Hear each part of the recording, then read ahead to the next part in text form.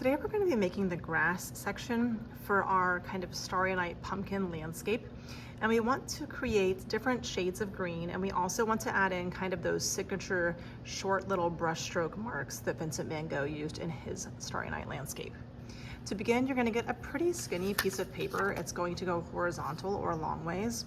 And you want to start by writing your name on one side of your paper and also your class code. Once you write your name and class code, your pencil can get put away.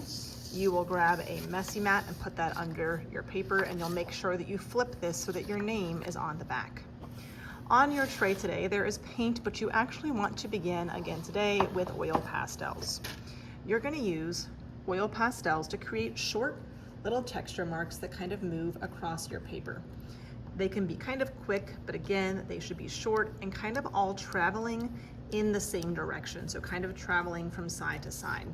There are different shades of green, so I would be sure to use some that are light, some that are dark, and maybe even some kind of medium shades of green if you have that in your tray.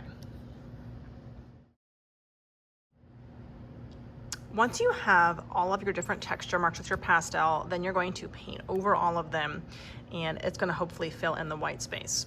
We are using that secondary color of green, and we kind of want to do the same thing we did with our pumpkin, where I'm going to start with green, but if I add some yellow, it's going to make me more of a yellow green, and if I add a little bit of this kind of turquoise color, it's going to give me some blue greens.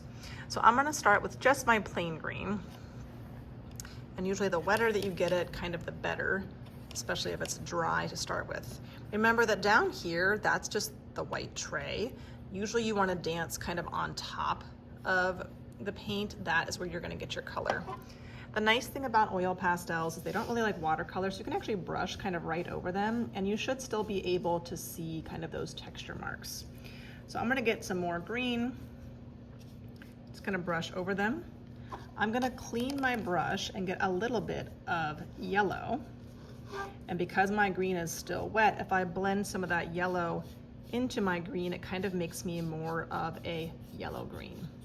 I can do the same thing with my turquoise, just get a little bit. I don't want my grass to be blue, but if I blend a little bit of that kind of turquoise into the green, it kind of makes it more of like a bluish green. So I'm gonna try kind of blending green with the yellow and blue to fill in all of the white spaces. And again, I want to make sure that my paint is wet enough. If it's really, really thick, then it ends up covering up my oil pastels, and I still do want to be able to see that oil pastel texture peeking through.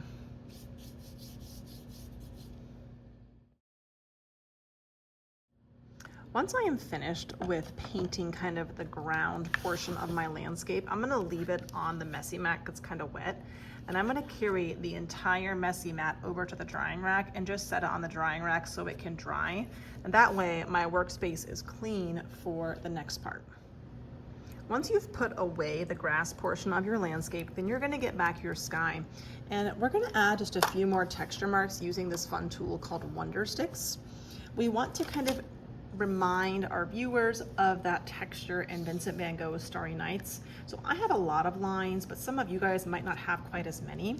You are going to use these kind of like a crayon, and you're going to draw short, controlled strokes. So I might use kind of like this yellow color to go back and just add some short little lines kind of around my stars, kind of like in Vincent van Gogh's. It's okay if you go over some of the texture marks that you made from scratching into your paint. It kind of just adds to the overall texture. So I can go back and do that to some of my stars if I would like. You could do it to all of them, or you could just do it to some of them. And you don't necessarily have to use the exact same colors that I'm showing you. You can kind of pick and choose. But usually in his painting of Starry Night, we kind of see these short little marks kind of radiating around his stars.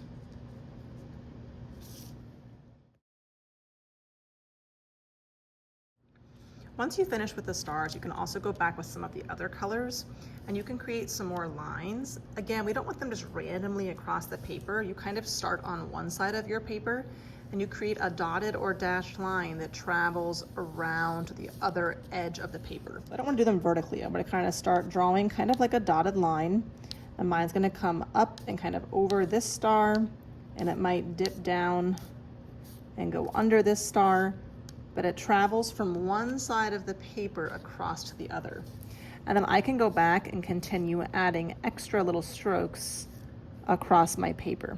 Now remember that we are gonna add our grass section down here, so I wouldn't spend too much time on the bottom. Really focus your efforts up here in the sky.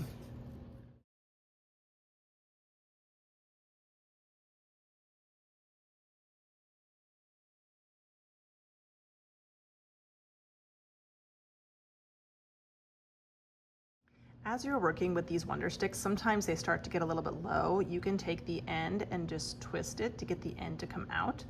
If you do it way too far, they're going to crack and break and a lot gets wasted. So you just kind of want the tip to barely peek out from the edge. Whenever you think that you are kind of finished adding in some of the smaller texture lines to your sky, you will just put your sky paper back with your pumpkin paper into your table folder, and then it will be ready for us to assemble our collage next week.